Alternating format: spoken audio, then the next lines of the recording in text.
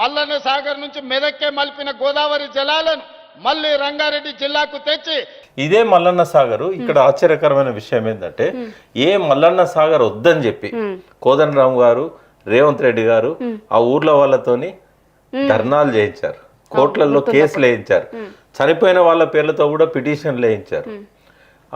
అదే మల్లన్న సాగర్ ఇప్పుడు రేవంత్ రెడ్డి దిక్కైంది. న్యాయపరంగా ఎన్ని లక్షల రూపాయలైనా న్యాయవాదుల ఫీజులు నేను కడతా మీ తరఫున, మీరెవ్వరు భయపడాల్సిన పని లేదు. హైకోర్టు, సుప్రీంకోర్టు, ఏ కోర్టుకైనా పోదాం, కింది కోర్టుకైనా పై కోర్టుకైనా ఎక్కడికైనా పోదాం, ఎన్ని లక్షల రూపాయలైనా సరే న్యాయవాదుల ఫీజులు నేను కడతా. మరి అప్పుడు నువ్వు ఎందుకు వ్యతిరేకించినావు దాన్ని?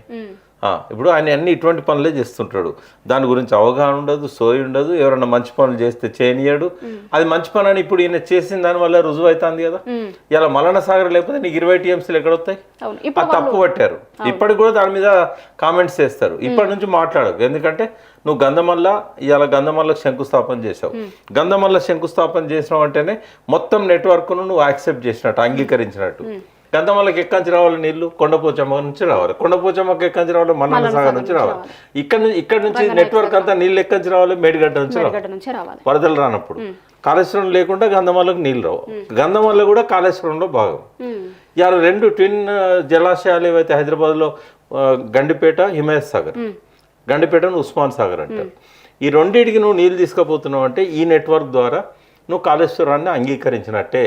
ఇప్పటి నుంచి అది కూలేశ్వరం అనొద్దు, దాని గురించి చెడుగా మాట్లాడద్దు, మాట్లాడితే ప్రజలు సహించరు.